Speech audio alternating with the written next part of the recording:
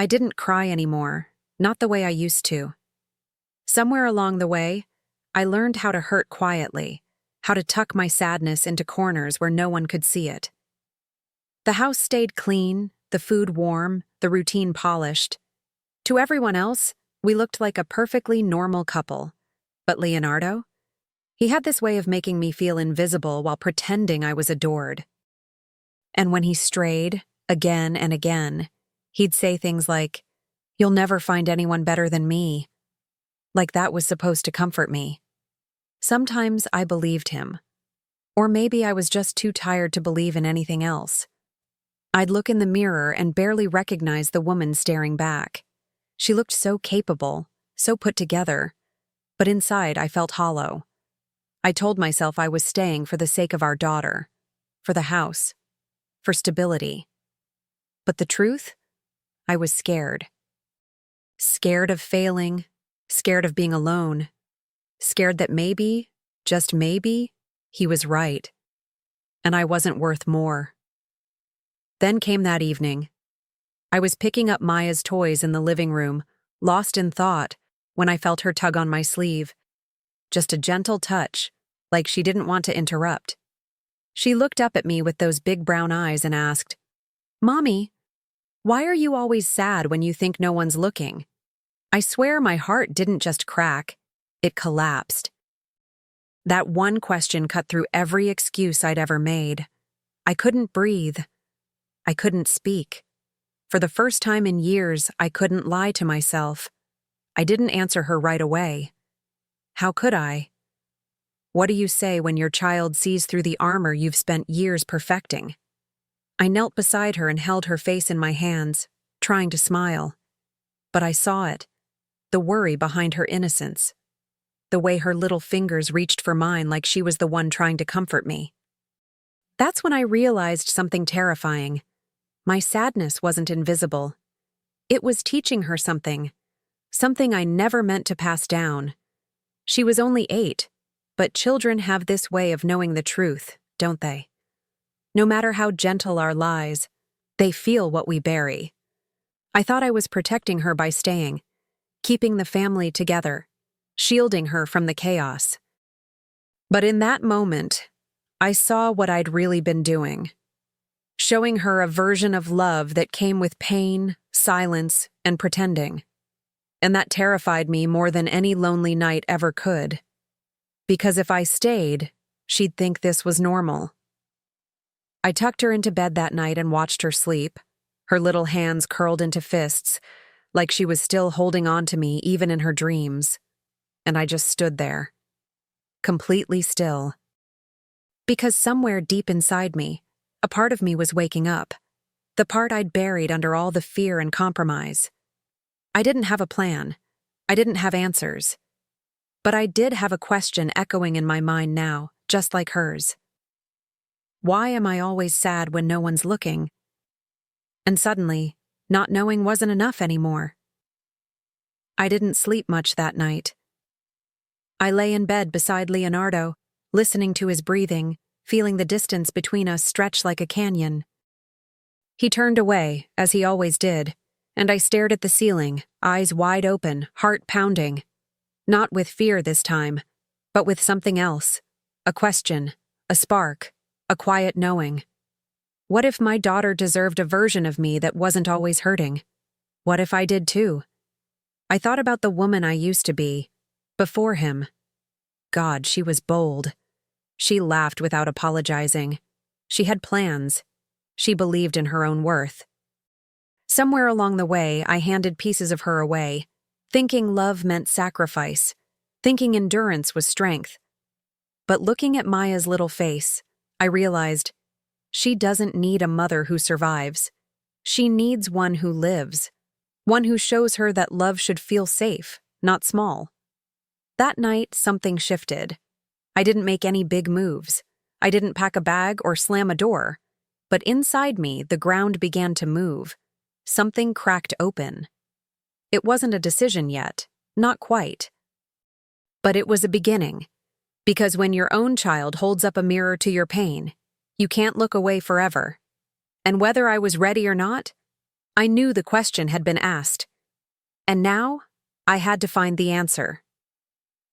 That night, after Maya fell asleep, I found myself standing in front of the bathroom mirror, just staring. I touched my face like I was trying to recognize it. Not the makeup or the lines that time left behind, but me, the woman I used to be. I could still see her in there, buried under layers of compromise and quiet suffering. She hadn't vanished. She'd just gone silent. And suddenly, I missed her. God, I missed her so much. Before Leonardo, I was full of life. I danced barefoot in the kitchen, I read books just because they made me feel something, and I dreamed out loud. I was ambitious, fierce even. But somewhere along the way, I dimmed my own light to make space for his shadow. Every time he cheated and told me I was lucky he stayed, I believed a little less in myself. And every time I forgave him, it wasn't because I trusted him. It was because I doubted me. I started thinking about all the things I'd given up in the name of love. Friendships I let fade, job offers I declined, opinions I swallowed. And all the times I looked the other way, just to keep the peace. But there's no peace in losing yourself, is there? There's only numbness. A slow, quiet erosion of who you are. I didn't leave him back then because I was afraid I couldn't survive alone. But that night, looking at my reflection, I saw something terrifying. I wasn't surviving with him either. I sat on the bathroom floor for what felt like hours, knees pulled to my chest, the cool tiles pressing against my skin. And in that stillness, a truth began to rise. Not loud, but steady. If I stay, Maya will grow up thinking love looks like this. A woman shrinking. A home built on silence. Smiles that don't reach the eyes. And I couldn't stand the thought of her mistaking survival for happiness. Of her thinking that this was what a mother should look like when she loves. She watches me more than I realized. The way I bite my lip when I'm anxious.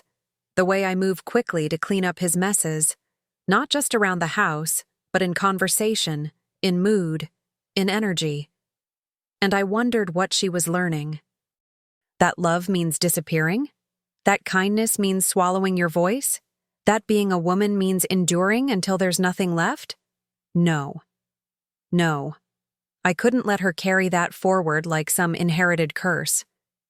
And then I thought about her future, the woman she'd become. One day, someone might hurt her. Someone might try to convince her she's not enough.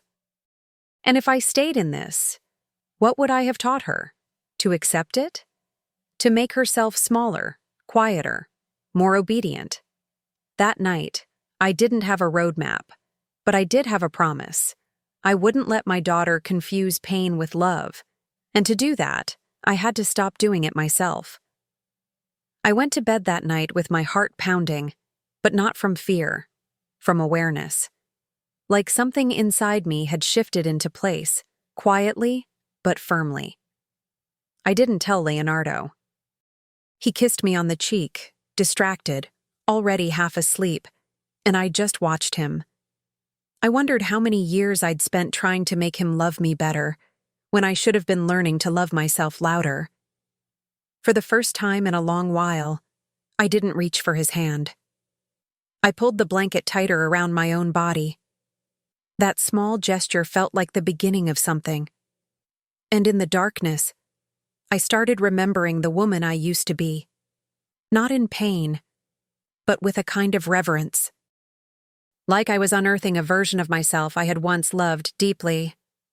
The one who laughed at her own jokes, the one who didn't apologize for taking up space. She was still there, somewhere beneath the layers of guilt and doubt and silence. And I was going to find her again, piece by piece, no matter how long it took. Because I wanted Maya to know that strength doesn't always roar.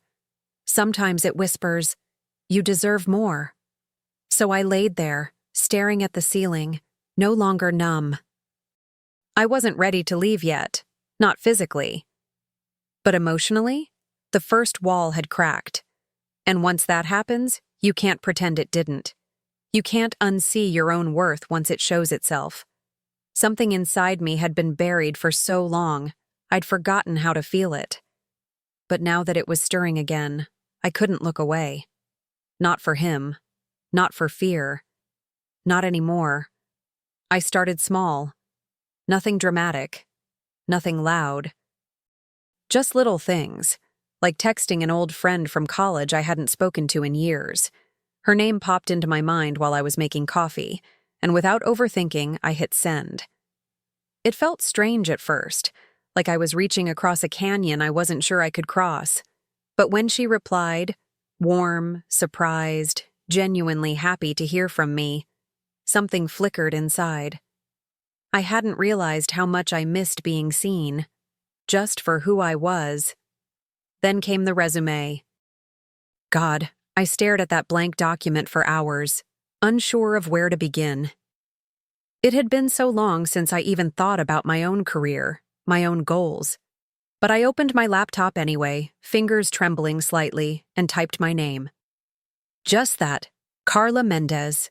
And there it was, a beginning, a reminder that I wasn't just a wife or a mother or someone constantly trying to manage another person's chaos. I was still a woman with skills, with ambition, with value. I found a therapist online one afternoon while Leonardo was at work. My palms were sweating just making the call. I wasn't sure what I was even going to say. But when the receptionist answered, I heard myself ask for an appointment. Just like that. And after I hung up, I cried. Not from fear this time, but from a strange kind of relief. Like I was finally letting someone help me hold what I'd been carrying alone for so long. Quiet steps, yes. But every one of them felt like a crack of light through a locked door. I became meticulous, almost methodical, not out of paranoia, but out of purpose. I started keeping a folder, locked and hidden, filled with screenshots, emails, credit card statements. Every late-night message Leonardo thought I'd never see, every hotel receipt he didn't bother hiding. I wasn't doing it for revenge. I was doing it for clarity. For the day I would need to look at the truth without flinching. The day I'd stop gaslighting myself into believing things weren't as bad as they felt.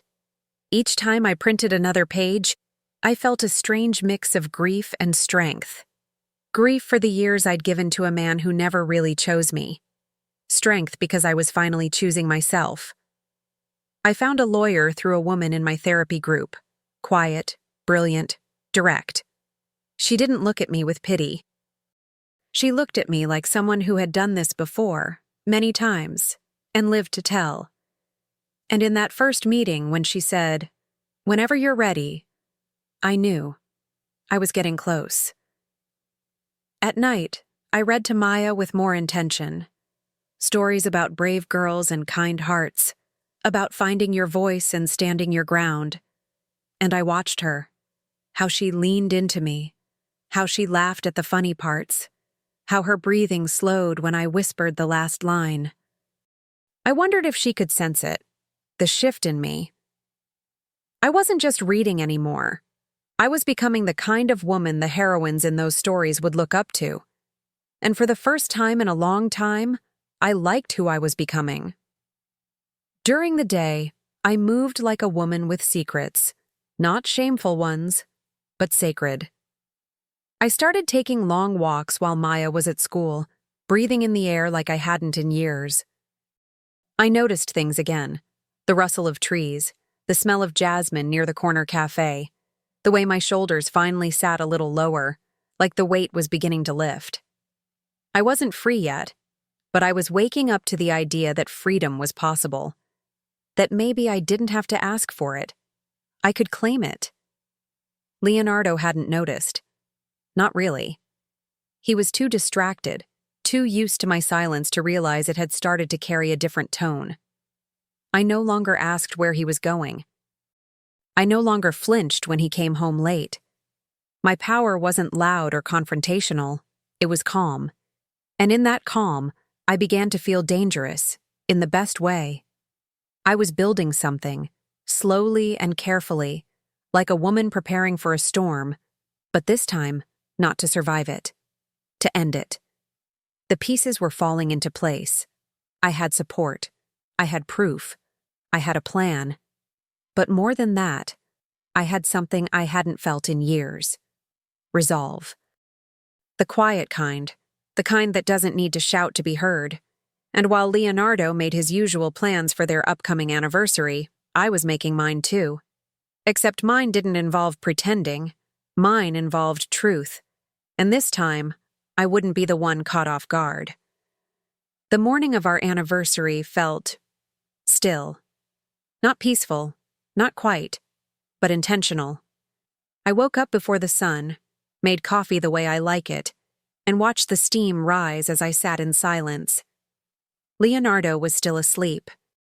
His face looked soft, almost innocent, like he wasn't the man who had made me question my worth for over a decade. But I wasn't fooled anymore. That version of me, the one who needed his approval to feel enough, she didn't live here anymore.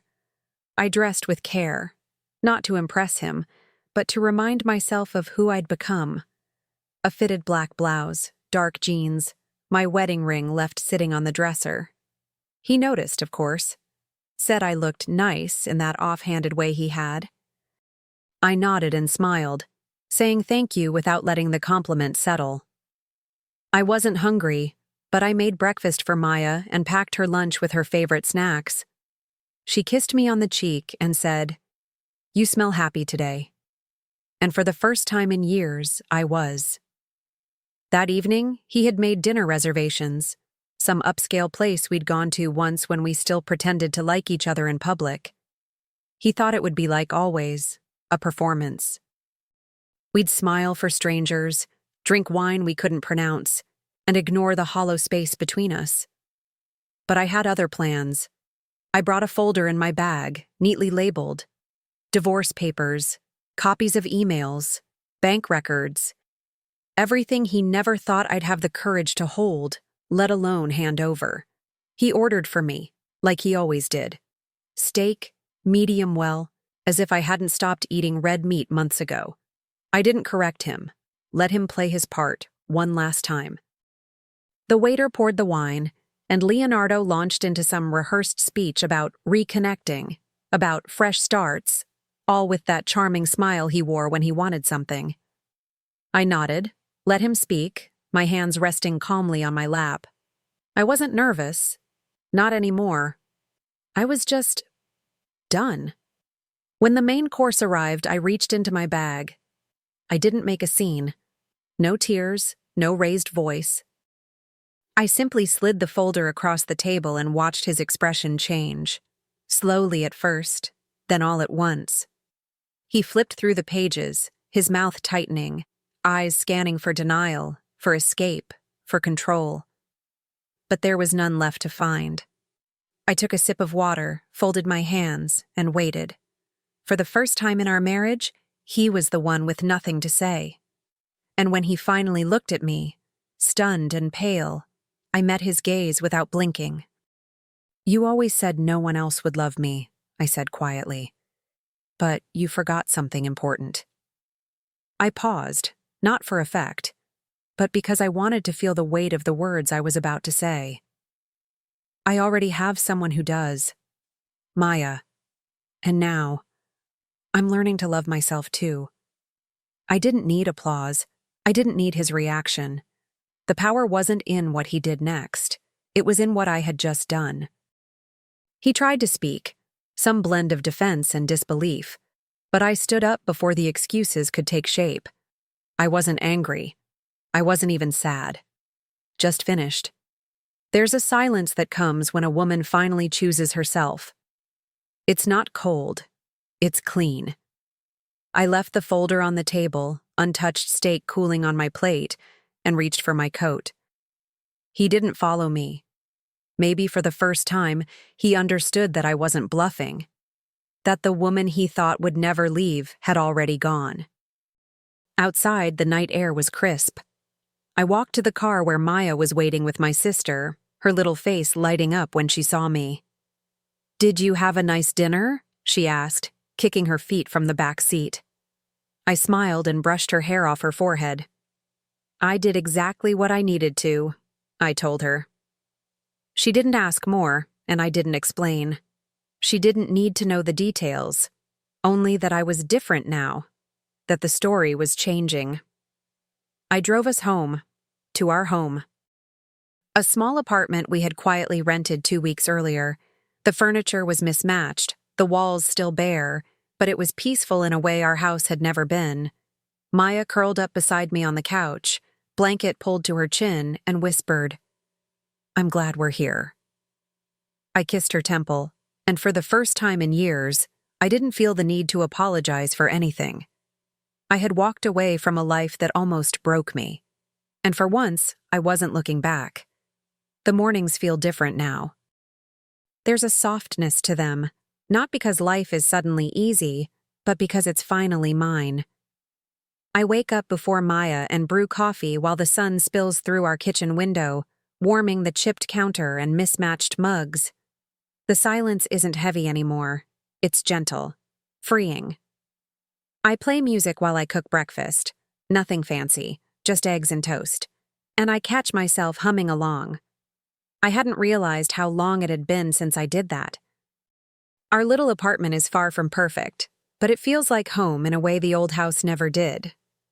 I've started a small business from our living room, organizing home spaces for other women who feel buried under chaos.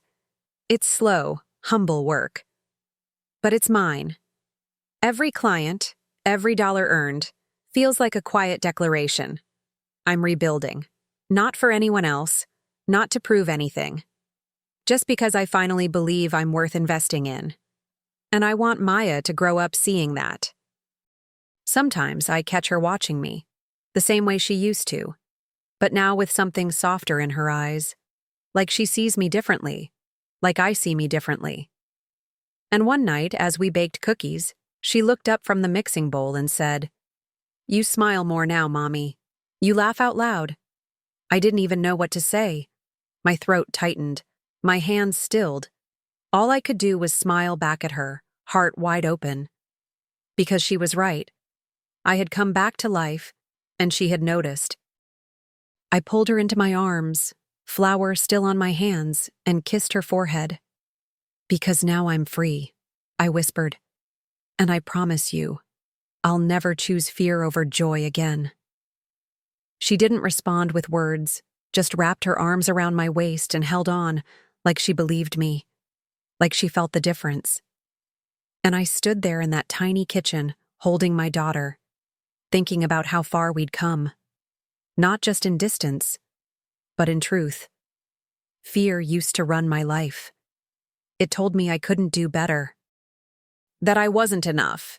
That leaving would break everything. But it was staying that nearly broke me.